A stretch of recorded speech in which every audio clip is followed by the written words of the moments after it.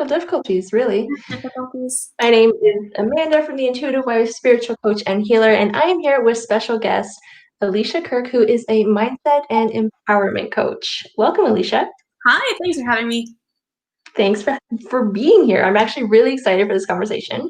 And before we jump in, why don't you give everyone an idea of who you are, what you do, whole background. Whole background. Okay, so we're all going to be here for the next year. No, I'm just kidding. Yeah, so I'm Alicia. What should I share with you guys? What shouldn't I share? Yeah, I'm a mindset and personal development coach. I have a background in psychology and in human resources and human resources management. So I guess that's a bit of my educational side. Career-wise, also have about 7 years of HR experience, and it's probably going on 3 years now when I really started my coaching journey. Decided to enroll in a professional coach, certification program. And for a couple reasons, I've always been a huge fan of self-improvement and self-development. Like when I'm in chapters, that is my go-to section. That's where you can find me. Pre-COVID, sitting on the floor in the self-development, taking in all the information. I've really found coaching to be beneficial for me in my own personal life. I've had my own quote unquote life coach for probably the better part of 8 years. And it's really helped me more so than, counseling and therapy has. And I'm a huge believer in obviously counseling and therapy as well. But coaching for me is really about meeting someone where they are in their journey of self-development and self-improvement, and working with them to identify their blocks and their obstacles and coming up with a plan of action for them to get them to where they want to be. So it's not so much as, staying focused in the past and revisiting things that have happened in the past. It's about where you are right now and how you want to move forward. And so that's what I do. Sounds good. I just realized I didn't even say in the beginning what we're going to be chatting about, but the plan is for anyone just hopping on and not having any clue what's going on, we are chatting mostly about limiting beliefs and how they're impacting us, how to identify them, and if we have enough time, how they're even impacting our business. So if you're ready, Alicia, we can just dive in. Yeah, let's have at it. I'm just going to say before we get started that not only do I really want to talk about limiting beliefs, but it's more so as a whole. I guess it's talking about our inner blocks and inner energy blocks. So definitely limiting beliefs is included in that because they do play a big role. But also I want to talk about how assumptions play a big role in our energy blocks, interpretations. And then the big one is really our inner critic. And a name that I've called it is kind of our gremlin. And I call it that because it's really like I said, our inner critic that holds us back and keeps us playing small in life. So nice. Well, I'm looking forward to it. So maybe I'll just start with a few questions I have about limiting beliefs, and then we'll just kind of see where it takes us. Sure. Sorry about my dog. It's all good. So how would you identify limiting beliefs? What do they look like? What is a limiting belief? Yeah, so limiting beliefs, I guess the easiest way to describe it are those beliefs that we're taught from a really young age that may be helpful for us at a time, maybe in our childhood, but end up holding us back further in life. They keep us playing small. And when I say they may be helpful, earlier in life as a child, it may be that, we develop limiting beliefs to help us stay safe, to protect us. But really it's about, having those blocks that hold us back later in life. And I guess we'll talk about this a bit later, but, good ways to contradict them, to overcome them, so that they're not holding us back, so that we're actually believing in ourselves and capable of achieving what we want to achieve in life. So with that being said, are limiting beliefs, is it something that we create ourselves, or is this something that can maybe be taught to us from a parent? Yeah, no. So for the most part, I think it's pretty common, and most people that I speak to, our limiting beliefs are taught to us. And let's not like all go out and point fingers at our parents, but oftentimes Oh, come on. parents are from like an older like authority figure, I guess. It could be a teacher, it could be a coach, or an older family member.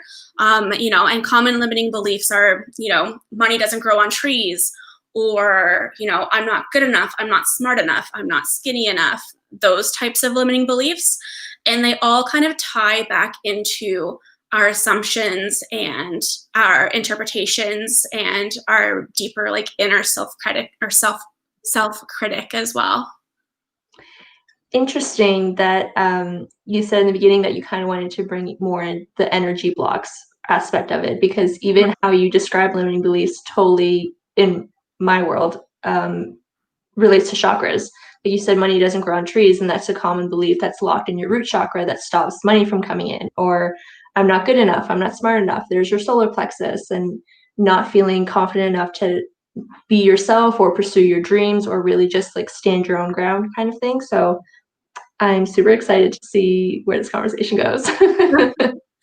Yeah. So, I mean, limiting beliefs, I would say, are probably out of, limiting beliefs, assumptions, and interpretations are probably the easiest to challenge, just because, and this is my own personal experience, but obviously it's different for every client that I work with. But, our limiting beliefs, again, are kind of taught to us. And as we go through life and our experiences, we find patterns that will kind of give us evidence to why those limiting beliefs are true.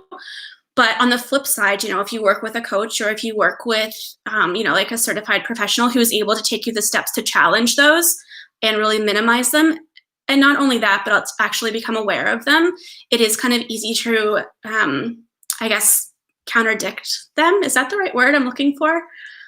I guess so. Contradict? It's a real word. I don't know. I just make up words as I go along. So yeah, I mean, as opposed to our assumptions and our interpretations, those two energy blocks we kind of hold a lot closer to ourselves. And we can talk about assumptions and interpretations a bit later, and how they play into limiting beliefs. But yeah, I would say they're all really like intertwined. Okay. So what would you say is the biggest limiting belief that you come across, or maybe the most common? Is it the ones that you already brought up with money doesn't grow on trees, I'm not good enough, etc.?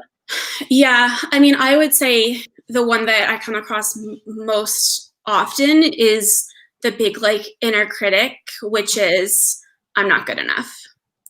And, people can really just fill in that blank, the I'm not blank enough, with anything. I'm not good enough. I'm not smart enough. I'm not lovable. I'm not valuable. I'm not thin enough. I'm not successful enough. 100%. So that's probably like the biggest one. And again, I don't know if I would just call that a limiting belief, but our limiting beliefs definitely play into its hand. Interesting. So, and I might be getting ahead of myself. We can totally save this question for later, but how do you suggest people work through limiting beliefs, or any specific action steps that they would take?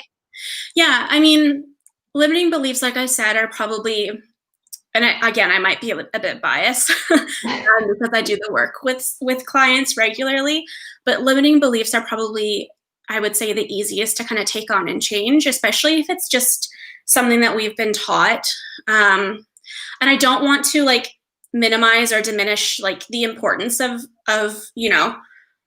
going through the process of addressing limiting beliefs, but it's really about, in the work that I've done with people, it's about identifying what their limiting beliefs are, how they're holding them back, what would their life look like without them if it weren't true. It's finding evidence that they aren't true, right? Because that's part of how we actually develop our limiting beliefs, and hold them true. Is once we have that thought system, that belief, as we grow up, we look for evidence to prove that they are true. But for every, experience that we have that's proving it's true, there's always a flip side. There's always a reframe. There's always a different way we can actually look at something, which really does play into interpretations as well. So it's looking at, how do we challenge that limiting belief? What is one step you can take to challenge it, and how can we implement that action? Okay, so let's just pretend if I was a client of yours and we're just having a conversation, and let's pretend I know nothing about limiting beliefs, Mhm. do I need to come to you and already know ahead of time, these are my limiting beliefs? Is it something that you spot in a conversation we're having? How does that work? Yeah, 100%. So, I mean, so that's a really good point because actually, and I'm not going to get my dates right here, but it's Googleable. So there was a Harvard professor I shouldn't even say a few years ago because I don't actually know the dates. So I'm like, messing up. But no, actually, like there was a study that's published that states about 95% of our thoughts live in and come from our subconscious mind. So we're not even consciously aware of all the thoughts that we're thinking and all the beliefs that we hold. We're really only consciously aware of 5% of the thoughts that we think on any given day. So, I mean, those deep-rooted thoughts and beliefs that we hold, like we go through life not even realizing that, we're relating all of our experiences and all of our thoughts back to these deep-rooted beliefs and limiting beliefs that we hold. So a lot of times clients, they may know that something is holding them back. Maybe they find themselves in like similar relationship patterns. They're attracting the wrong partner. They are, not able to save money, or they're living paycheck to paycheck when they should be able to, have savings set aside, or they're attracting like the same type of experiences into their life and they're not sure why. And so maybe they're aware that there's something there that's holding them back, that's keeping them from playing small and not living life as fully as they want to. And they just aren't really sure what that is. And so sometimes when we're having like what I'll call like a discovery session, it's kind of easier to pinpoint and work out with them. And other times they're just not aware. And it really just comes down to me being like, well, if it's okay, like let's stop our session and let's go back to what you've just said. Let's revisit it and let's think, where does that thought come from? Tell me a bit more. And that's kind of like the beauty with coaching as well. That's why I like it, because it's really important to go back and maybe revisit something, but it's also really important to discover, okay, and acknowledge this is where this has come from. How can we challenge it? How can we change it? What would that do for you? And how can we move forward? So it's really like, sometimes it's really, it's not a rushed process, but it's really great to get, that satisfaction of being able to help someone in like a 45-minute to an hour long session. Yeah, for sure. And I would think being the client, especially not even realizing getting on the call that you have limiting beliefs, and now all of a sudden it's been identified, you know what it is you need to do, how to implement it, and how it's going to change. I'm going to say how it's going to change your life going forward. I know that sounds very dramatic, but it can be true. Right? Like even just becoming consciously aware of something that you weren't aware of before, and just knowing that it's there and being able to call it out, it really does empower people to be able to make positive change in their life. It might not seem like a big deal, but just calling something out and stating what it is and taking away its power does have kind of a profound impact on people. Yeah, for sure. And I know you mentioned that study and 5% of your thoughts. I Mhm. I don't know if it was the same study or a similar study. There was one that I was refreshed my memory the other day, and I think we think like 80,000 thoughts or some ridiculous number like that. Yeah. So even if we're only aware 5% of 80,000, like Yeah.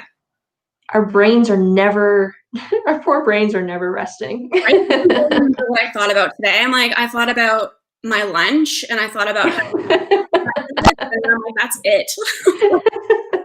Pretty much. Like, yeah. So you work with limiting beliefs all the time. Mhm. Is it easy for you to identify your own? I would say that since like finishing my coaching certification, yes. Um, Depending upon what it is for myself, sometimes I still struggle with working through them. Like full disclosure, like it can be hard. That's why I have a coach. That's why I have two coaches right now. Because it is just really nice to have that person to kind of, call me on my BS. That's the way I like to post.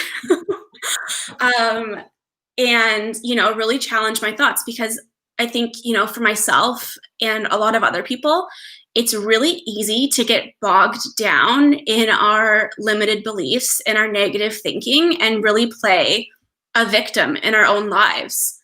And it's Mhm. low level energy that keeps us feeling stuck, that keeps us feeling like life is happening to us and not for us. Mhm. It just doesn't feel good. Like, it's exhausting, right? It is exhausting. It is. And you know what? Like, it still happens to me. Like, that is life. Mhm. That is life, you know? And these are thoughts and beliefs that we've, held true to ourselves since we were little. And it's really easy to find them and challenge them. Sometimes it's harder to fully overcome them. I think that's a fair statement. Yeah, 100%. Still a work in progress. Always. Always. So would you say that procrastination and self-sabotage relates to limiting beliefs, or maybe it's just a huge red flag that there's limiting belief? Procrastination and self-sabotage. So, I mean, I would say, like, well, I'll use myself, and I guess I will use myself as an example, 'cause, like, why the hell not? We're here now, I might as well. Yeah, like, I had struggled. One of my biggest, like, limiting beliefs, more so my inner critic, my gremlin, was always, especially in my work, like my regular, like, 9 to 5 zone, Mhm. was always that I'm not good enough, I'm not smart enough. And I think, as I've gone through the work of identifying my own limiting beliefs and working through them and my assumptions and my interpretations and that big inner critic, I've discovered that I definitely will procrastinate if I'm not sure about how to proceed. And I do that to keep myself safe, because I know that once I do something or once I take action, if it's not good enough or if I receive criticism, that is going to bounce back on me and just kind of validate my limiting belief and my inner critic and my assumption that I'm not good enough. Mhm. So yeah, I think in a sense, that whole, like, procrastination does really play into it. The whole, like, I'm not good enough. I mean, it's different for everyone. Everyone's going to have their own limiting beliefs, their own inner critics telling them their own, like, messed up, false, negative narratives about themselves. For me, definitely my not good enough critic and my limiting belief comes out as procrastination and self-sabotage. Like, sometimes to the point where, like, before I started all this work, I would self-sabotage to the point where, like, I wouldn't even take action because I Mhm. was so nervous that whatever I was doing wasn't going to be good enough. I was going to come across like I wasn't smart enough. Like, I couldn't be a contributing member of my team. Others were going to judge me. Like, it's all, and I'm not the only one to feel like this, Nope. It's totally normal and valid for people to feel this way, depending upon where they've been, previously in their life, their experiences, their assumptions, their interpretations. But it's also, just as important to have someone help you take a look at those situations and challenge them and reframe and, identify how that type of thinking isn't helpful and how to move forward. Hmm. Well, if it makes you feel better, I can also say for myself that when I'm coming up against a wall or I have a mindset block or a limiting belief that's getting in my way, procrastination and self-sabotage is one of the first two things that are on my list to stop me from pursuing whatever it is I'm trying to pursue, whether it's in life or business. So, Yeah. And, like, how does that serve you? Like, what does that do for you? oh yeah, nothing. It just makes me angry. But how does it And serve you in the time? Like, in that moment, like, why do you choose to are procrastinate? you coaching me right now? No, I'm kidding.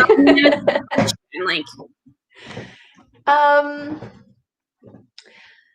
I don't, you know what? I don't know. I just, and just, that's okay. just happens, Alicia. You know, a long time to figure out the reason why I was procrastinating.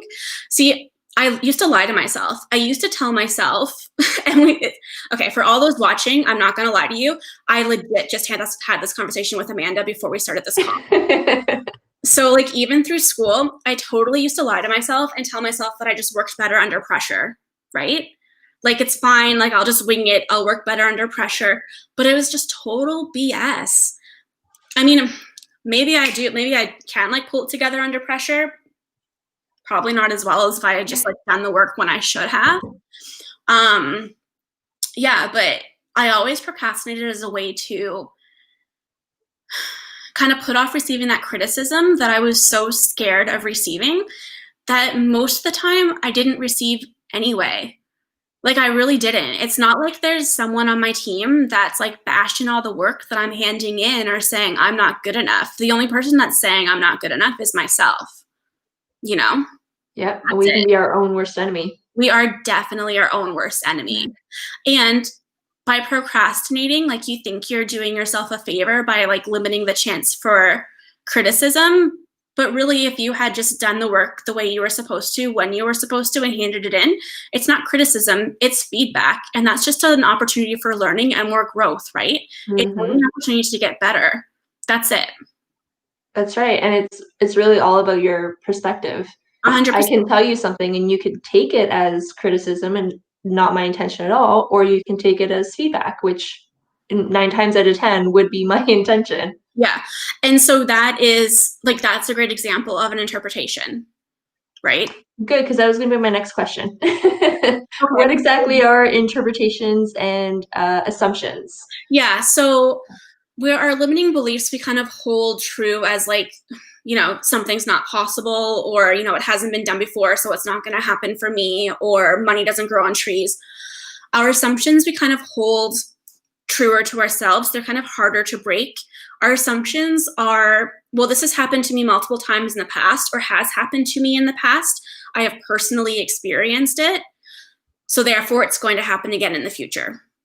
And maybe, you know, with my inner critic limiting belief that I'm not good enough, a way that I would feed that is by purposely procrastinating, rushing through work, and then getting what I would call, which like that I would interpret as criticism. You know, so I've received criticism in the past. I'm going to receive it again for my future work, you know, and it all just kind of feeds into each other and just becomes this huge like mess. I was going to say ball of negativity. And it'll get you down on yourself when no, it's not even worth it. Like, let's like step out of it. Yeah. Sorry, can you do that again? Step out of it. Which like I say so lightly, but truthfully, like it can be really hard. It can be really hard to change our assumptions because again, those are the experiences that we hold like so true and so deep within ourselves. Like those experiences have happened to us. That's why we hold those assumptions. Right. Yeah. Okay, I'm going to go backwards for just 1 second. I don't even know if it's a fair question because it probably depends on the person, the situation. Is there a difference between a limiting belief and a mindset block? Would you say they're the same thing? Do they go hand in hand? I mean, I think it depends on what people are going to define as a mindset block. And I think that could be different to each individual. I don't even know like what the definition of a mindset block is. Maybe the definition of a mindset block, I mean, would you define it a certain way? Not to put you on the spot, but to me, like a limiting belief, an assumption that we hold true that something that's happened in the past, it's going to happen again in the future, an interpretation, and our inner critic, to me, those are all kind of mindset and energy blocks.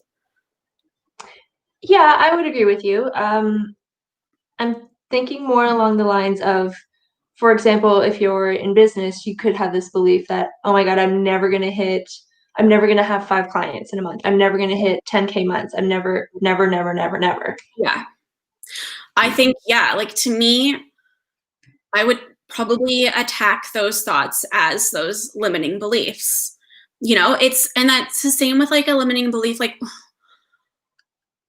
I'm sure you've heard of this one. I'm sure most people have. It's like that limiting belief of that runner who was it 19, think Alicia, it was like 1950s. It was the whole like 4-minute mile. Was it the 1950s? Am I just making that up? 1954. It was 1954.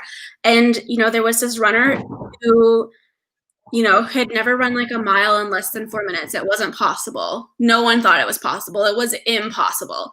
And I think actually people thought it wasn't even safe for someone to push themselves to run that fast.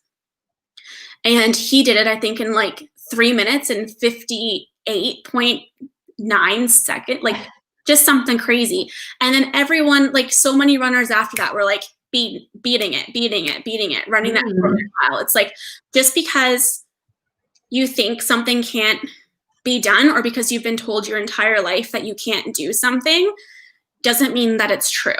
So yeah, if you can't land, if you're worried about not being able to land how many clients you said in a month, or, whatever the example is, like, well, how true is that really? And what is that thought costing you? What would it feel like to let it go? Like, what evidence do you have that it's true versus not true? Like, give me the proof. The proof. Like, so that actually kind of brings me into like a comparisonitis cycle, because if I said to you, I'm never going to make those 10K months, and you say, well, prove it, like obviously it's true, or you would never say that. I would probably say, well, so and so is making like 50K a month. So I feel like, I mean, I totally agree with the example that you just said and like the questions that you would ask the client, but at the same time, I feel like on the client, from being the client, I'd be like, well, now I'm just going to spiral because I feel like I can't do it, but that person can. Yeah. It can be really hard. It can be really hard to prove it to ourselves.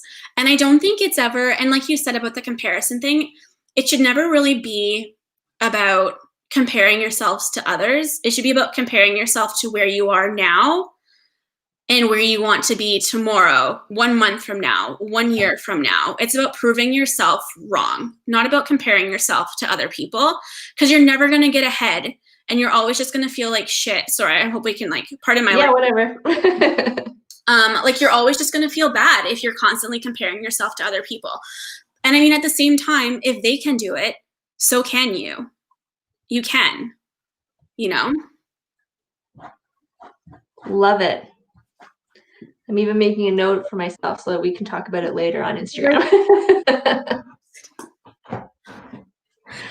But yeah, like I think, and that's where, coaching really does help with that. It's really nice to have an unbiased perspective. Yes. To just talk to. And I mean, there's different ways to coach.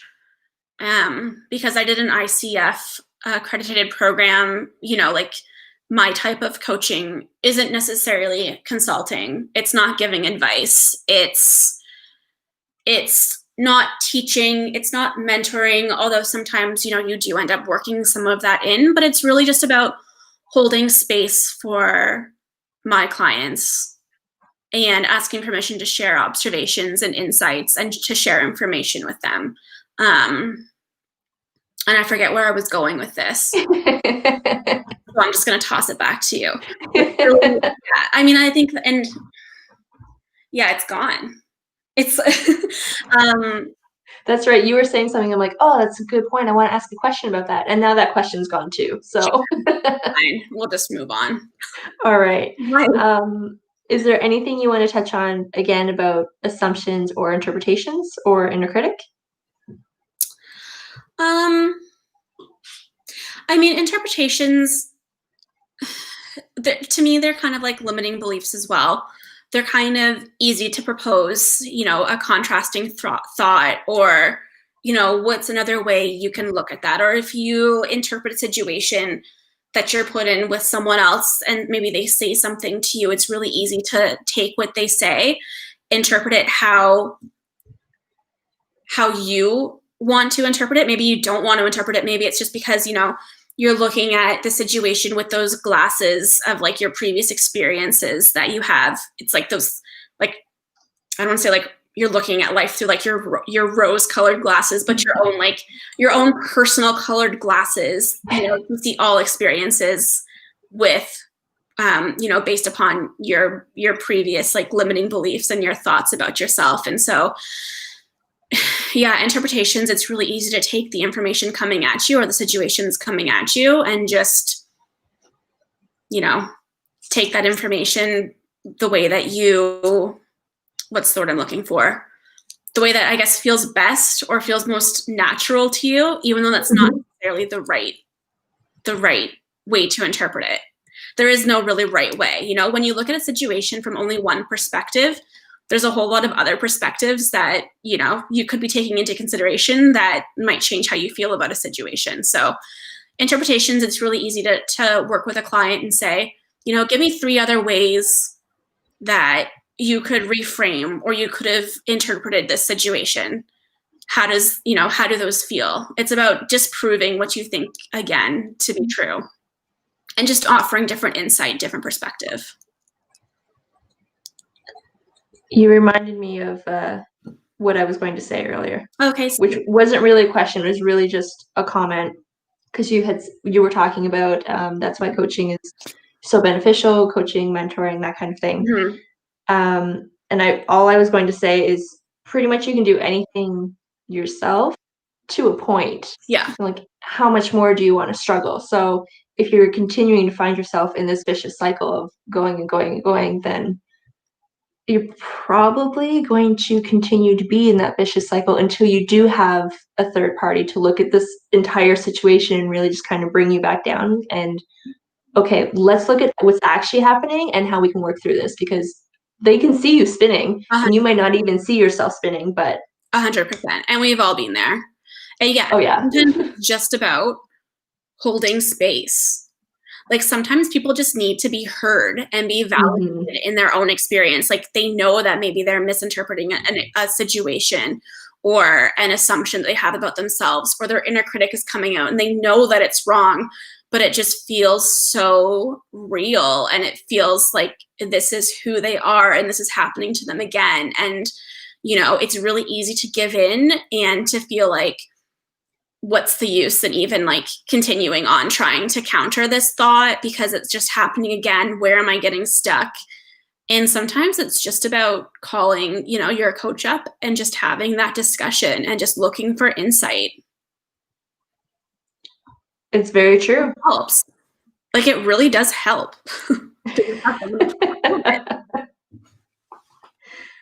You also wanted to talk a little bit more about energy blockages.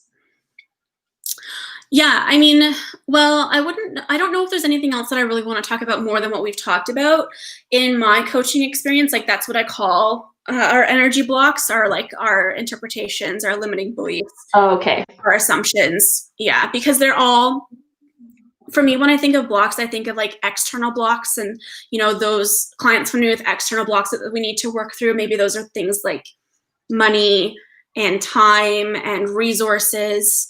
And then we have our internal energy blocks. And to me, those are our limiting beliefs, our interpretations, our assumptions, and our big like inner critic, which is, again, usually the one that's most common is the I'm not good enough, I'm a fraud, they're going to find out about me, that whole like imposter syndrome, or I'm not lovable or valuable, those ones.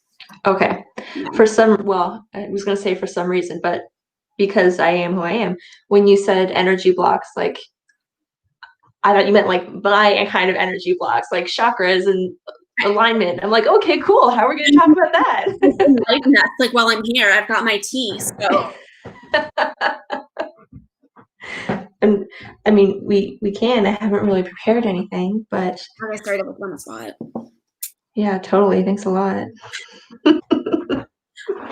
I know that we have a few people kind of popping in and out. So if there's anyone that has any questions for Alicia, anything about limiting beliefs, mindset blocks, anything like that, feel free to drop them in the comments and we'll try our best. I can actually see the chat. I'm not going to lie to you guys. This is my first time. This is my first live. Well, you're doing great. Thank you. This is kind of fun, actually. See, it's not so bad. This is We're great. just kind of sitting here chatting, drinking tea. Mm-hmm. Well, you got tea, I got water, but same thing. I've got like the entire kettle here. I came really prepared. How long were you planning on sitting here live? I mean, who knows? Who knows what's going to come up? That's true. That's true. You just kind of end up winging it after a little while. I'm just making sure I haven't missed anything from my list. I feel like I talked really quickly through that. So yeah, if anyone has any questions. I mean, other ways that I'm just sitting here like thinking, other ways that, you know, typically I would work with clients to kind of challenge and address limiting beliefs, because really like it can get to our self-confidence as well, right? When we feel, again, like life is happening to us and not for us, and we're kind of like, we don't have control. There's a lot of tools that we use, or that I use. You know, there's like a 3-step method, you know, tell me about a similar time when you felt this way. Like, what about this situation did you contribute to, you know, make yourself feel better? But, and this isn't like the exact, like there's a whole exercise we would go through. Mm-hmm. But essentially, you know, it's about realizing that at the end of the day, everyone's human. You know, there's no one that is good enough or not good enough. We are all, you know, special and unique in our own way. We're all contributing members of society in our own way. Everyone has their own gifts, their own values that they bring to a situation. Mm-hmm. And I think it's really important to remember that. It's really easy to get just so down on ourselves sometimes, and feel like we're not good enough when we just are.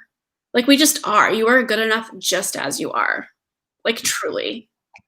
Like, even if you don't feel like you make a difference on your team at work, or, you know, that you, like, you're not skinny enough, or you need to lose 15 pounds before you go do this activity or whatever, like, you are good enough just as you are.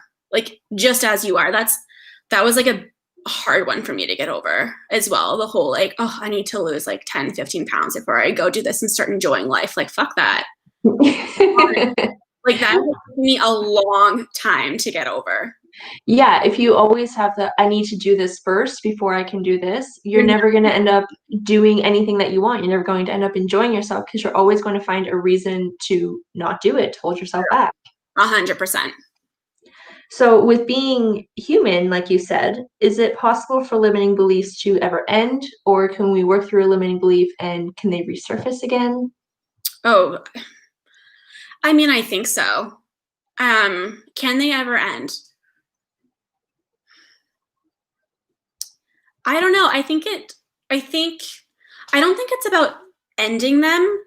I think it's about acknowledging that they're there and acknowledging how in the past they have served you and they've protected you. And I think it goes back to that conversation that we had, you know, at the very beginning of this call, was that, you know, like, we've developed these beliefs and these thoughts at some point throughout our childhood to protect us, to save us, to serve us in some way, but they're not helping us anymore. And so it's about not ending them.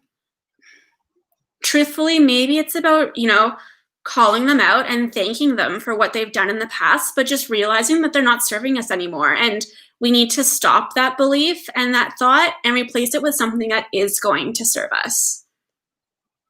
100%. Yeah. This is, I was gonna say it's kind of off topic, but it's not really, since you said, oh my gosh, I can't remember the words you said. The limiting beliefs, Assumption. We need to like look at your past and how did it serve you, etc. Mm-hmm. You actually, now I'm wondering how far in the past these limiting beliefs pop up. Like, I wonder this. I've literally spent 0% of my time thinking about this, but now I'm going to in the future. Yeah. If any past lives can resurface, if any past life experiences can bring upon limiting beliefs in this life. I don't know. I'm super intrigued. I mean, like, that is your wheelhouse, I feel. Yeah. I'm more of a, like, well, Harvard University says type, and that is from my psychology background. I mean, so I think that's that's an interesting, like, let's do a live and you can throw like your perspective on it and you tell us, because you look at that for us and you come back, because that is interesting. I mean, I know just from my own research, I think a lot of these thoughts and beliefs and the development of these different like thought patterns kind of, I think they come between, like infancy to like age 6. I think up until then, our brain is developing so quickly and we're just like soaking up all this information and all these messages. And from that point on, it's kind of like we go through life with these thoughts and these beliefs that we've kind of absorbed from other people. And we start finding those patterns and those evidence that those thoughts and beliefs are true, right? And again, I think a lot of it is done subconsciously, but also like we as humans, like we don't like to be wrong. Like we will feel that negative belief, that's bullshit, but we will find evidence to make it because we're not being wrong. And we will tell ourselves that that's true. Like, even though we know that it's no longer serving us in our adult lives and it's keeping us and holding us back, like we will tell ourselves that that's not overcome it. Oh my God, it's funny because it's true. So true, right? Yeah, no, we definitely don't want to be wrong. We're just like, this is what I think, so this is what it is. That's 100%. it. 100%. 100%. I'm too like overweight to date. I'll never land like a quote unquote like good looking guy. I'll never be happily married or in a relationship. I'll never have the money that I want to be able to do what I want. I'll never be able to land the client. I'll like bullshit. I should say that when I do coach my clients, it's totally from like, I take a very non-judgmental approach.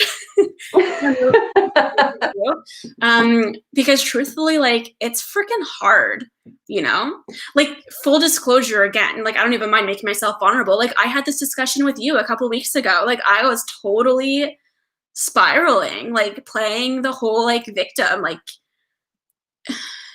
sometimes it's hard, man. It's hard to change the thoughts and the beliefs that we've had our entire lives to feel like we are good enough. And before you talked to your coach, were you able to really like pull yourself out of that spiral, or did you really need that other person to call you out on your shit? Do you know what? To be completely honest, like it hasn't really, like I have talked to my coach a bit about it, but it was really talking to you. So I'm going to call you out. No, it was really talking to you that one day that I was like, okay, like I really need to, acknowledge where I am. And I never want to say get over it because we're feeling a certain way for a certain reason. And that reason and that experience is true for us. So I never want to tell, like I would never tell someone just to suck it up and get over it. Like I feel like that's the worst thing we could tell ourselves, I feel like it's very dismissive. 100%. And when you're already raw and vulnerable and you're confiding in someone about something, like the last thing you want to hear is, oh, get over it. It's not really that big of a deal. Well, no, but it feels like a big deal. 100%. And so, you were a good help and a good resource that one day, just to, like just acknowledge like where I am and why I'm feeling the way I'm feeling. And, it's totally true. And, it makes sense that I'm feeling this way because of this, because of that. And, like what's one step that we can do to kind of like get you out of this funk, like when you're ready, like hold that time, hold that space, but just know that because you're feeling this way right now, you don't always have to feel this way. Yes. Yes. Yeah. Well, I'm glad I was able to help. Thanks. I mean, that's the type of coaching that I want to do. Like, I want women to feel empowered. I choose to coach women because I've lived that life. I'm still on that journey. I get it. I get it in career, I get it in relationships, I get, feeling down on ourselves in, I want to say like health and fitness. Like I've been there. I've Mm-hmm. lived that, still am living it sometimes. Like I'm human as well. But yeah, like it all comes down to realizing that we all have our own power to create whatever life we want, and where our thoughts go and where our focus goes, like that's what grows in our life. So sometimes it really is just about having that person to help, validate and acknowledge where we are and ask us how we got there. And when we're ready to come out of it, then to work with them to bring them out of it. Yes. And I love that you said that you've either gone through it or sometimes you're still going through it, because I find that there's a lot of people who will put a coach, for example, on a pedestal. Yeah. Like, I know, especially when I was starting my business, I'm like, oh my God, this person, oh, they're amazing. I can't wait to work with them, but they're just out of reach. Like, they're too cool for me. Yeah. And it's like, no, they're still a human being going through their own shit. They're Yeah. just a few steps ahead of you, and they're able to support you because they've gone through it. Yeah, 100%. And I mean, I owe a lot of this to the fact that I actually did my coaching program, but also like my life experience, and being in those situations myself. But I truly do pride myself on being able to meet my clients where they are currently in their life and being able to work with them to get them to where they want to be. Like, I don't ever want to come across as a know-it-all or, like I don't want my clients showing up to our session worried about how they're showing up or already feeling not good enough or intimidated. Like that throws off, an entire session. I want real. I want raw. I want, I want to know where you are, because that's the only way we can move forward together. That's how you're going to get the most impact. Exactly. Yes. And I think that's also something else that would sometimes stop people from signing up to get a coach, is because they're like, well, shit, now I'm really going to be out of my comfort zone. Now I need to be transparent. I need to be vulnerable. And that can be intimidating and overwhelming, especially if that's something you're not used to. Yeah, 100%. I mean, what I'll just say is that, again, I think it depends on the coach. And are we waving? Yeah. It's a comment. Hey. I think it depends on the coach and how that client wants to be coached. And typically, when I go through a session with a new client, like we'll do like a discovery session to really kind of figure out where they are now and what they want to do. And we'll kind of talk about, the terms of our coaching and how they want to be coached.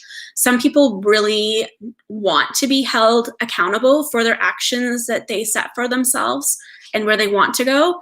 Other people are more like going with the flow. They'll report back to me when they want to, when they feel they need to, or when they need a boost. Like, that's fine. Like, I will roll with it. Like, I'm here to support you in whatever way you need. Like, I'm not here to dictate or, again, to tell you like how to live your life or like pretend that I know it all or have all the answers. Like, I am your partner in this. So I love it. Yeah. You mentioned the words women empowerment. Mm-hmm. Why don't you share a little bit about what it is that you do on Instagram on Sundays? Yeah. Okay. So I had this thought a while ago when I was actually kind of taking my coaching business, I guess I'm bringing it more to the forefront because, like a lot of people, and I can like totally make myself vulnerable and I guess more relatable. Like I was kind of, playing small for a little bit there before I actually came out as like a certified coach and actually wanted to put myself out there. And I really just got to thinking about like all the amazing women that I have in my life. Just like there's so many of us. And we just don't give ourselves enough credit for what we do. And I don't mean like the career mom starting her own, like entrepreneurial adventure in her own business, or like the CEO. I mean, 100%. I do mean you as well. But I also mean just like the moms at home raising kids. I mean, the new grads that have paid off their debt and like graduated with like, their degree in whatever they're doing and they're starting their career, or I mean, yeah, like, the stay-at-home mom, I've already said this, but I've coached stay-at-home moms who just feel like they don't have purpose. They're not accomplishing anything because they're just a stay-at-home mom. And that's really where you dig into, like, what does just a stay-at-home mom mean to you? Like, and a lot of it comes down to, for the clients that I've coached, comes down to like, well, I'm not being paid to do it, so it doesn't mean anything. Like, we somehow in our society equate the amount of money that we make with our success and our achievement. Yes. Where does that come from? Because you tell me that if you didn't exist for whatever reason, and I'll just use it because it's an example, like your husband had to pay someone to raise your children, to do the laundry, to go grocery shopping, to go to appointments, to put your kids to bed, like that is a lot of money. Like, where does that thought of just because you're not being paid to do something mean that, what you're doing, what you're contributing isn't worth as much? Mhm. So anyway, sidebar. But I had this thought that, like, we as women just don't take enough credit for our accomplishments and like our power and own it and what we do. And so every Sunday, and I will say that I haven't done it for the past couple Sundays, but I do want to get back into it. Every Sunday, I just share the story of someone. I've had an amazing woman who has paid off all of her student debt. And, now she has more financial freedom. I've had a girl who started her own business, and I did a giveaway with her. And she's like a young girl, like in her teens, and she's like owning this business, her like little side hustle. I've had a girl who, defied, I guess, the barriers and the boundaries that her parents put on her, saying that she couldn't be a firefighter because she's a girl and it wasn't safe. And she left home and went to like the Ontario Fire College training camp. And like now she has like the most amazing job opportunities presented to her. And she's just like defying the odds and breaking barriers. And yeah, it's just like super inspiring. It's super inspiring. It is. I totally love watching those stories pop up on your Instagram. And yeah, the thing that I actually enjoy the most, sorry, before we wrap. Okay. So I do these little stories with like their information in their own words. And the thing that I like the most is that I actually put in those stories those little comment boxes, or like those little Swipe emoji things. Yeah, swipe to like support or show love. And then everyone who leaves a comment, and I've had people from all over the world leave comments on these stories. I'll take those comments and I'll screenshot them and I'll send them back to the person the story's about. So they get that love and that support and those kind words from people all over the world, like cheering them on. The one thing that I've struggled with the most with doing that still, and it's really unfortunate, is having women that actually want to share their story. Mm-hmm. I'm not gonna lie, like that's why I haven't done it the past couple weeks, because I've been reaching out to people and they don't want to share. And I'm like, what is this? Yeah, we really don't give ourselves enough credit. We really don't. And change it. Not to like by any means discount the examples that you use, like the firefighter or the CEO. I feel like it's important to acknowledge that everyone's kind of in their own place right now in their lives and their own journey. 100%. Sometimes just getting out of bed is an accomplishment. 100%. And I know like you probably don't want someone to be on Instagram like, hey Jane, congratulations, you got out of bed today. Like, let's all send her some love. But at the same time, like, send yourself some love. Yeah. Because sometimes getting out of bed is the hardest part. Yeah. Right. And facing the day and the challenges, the quote unquote challenges that we feel we're going to run into throughout the day. And those challenges can also, not in all instances, but in some instances, those challenges and the fact that we're too scared to get out of bed and start the day, those can come from some internal blocks, those limiting beliefs, those assumptions, those interpretations, those, the feeling that like life is out of our control and it's just happening to us and not for us. I'm totally loving this conversation because I love seeing your definition of blocks and my definition of blocks and how they all kind of correlate with each other at the same time. It's cool and weird at the same time, but I'm loving it. We did talk about your Instagram, but what is your handle? Is it Purposeful Beings? Yeah, it's at Purposeful Beings. Okay. And how can people find you online? What if someone wants to book a discovery call with you? How can they reach out? Yeah, so they can book. I have my little Calendly, I think that's how you pronounce it, my little Calendly link in my Purposeful Beings page. I do also, I'm in the process of starting a Facebook group. And I might have some exciting things coming for that group. I don't know. Now that I've gotten this like first call out of the way, that's been a complete disaster. I'm interested in doing maybe some like group coaching, not even group coaching, but just some time, for women to come together and share some common experiences. Because as with coaching, I think it's really important and valuable for women to share their stories and share their experiences and just come together in like a positive setting and just know that they're not alone in what, they're exactly what I was going to say. Yep. Yeah.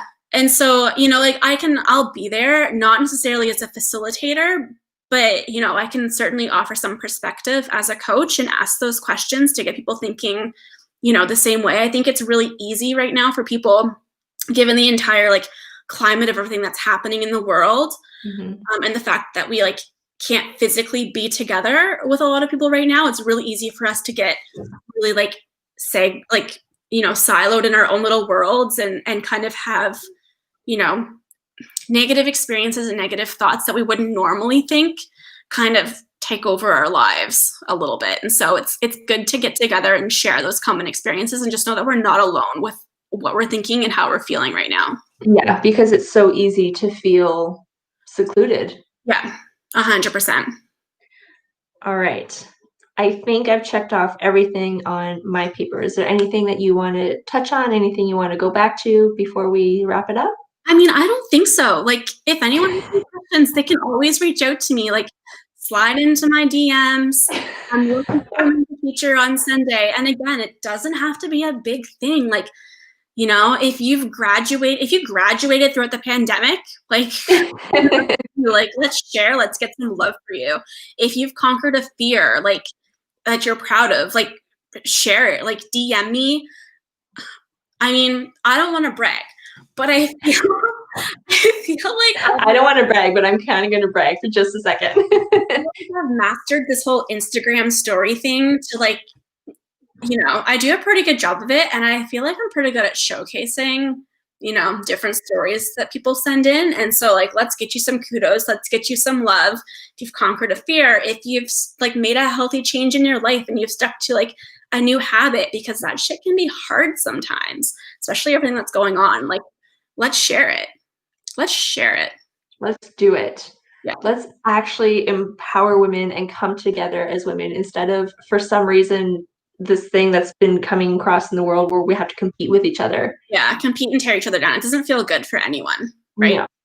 So let's stop that shit. Yeah, go for it, 100%. So if you're out there and you're listening and you want to share your story in your own words, like DM me, like let's go through that process. And it's kind of cool. It's kind of cool to see like those likes and those comments from people all around the world coming in, like rooting you on. Yeah, and give yourself some credit. Something that you might think is really this big is not only this big. Like it took a lot of work and effort for you to do it. Yeah, and it can seem huge to other people. Like that girl that paid off her school debt, I'm like, dang, like I've had that longer than she was even like before, and it's still there. To each their own, like pretty much journey. That's right, but you've done some other really cool things, so give yourself some credit, Alicia.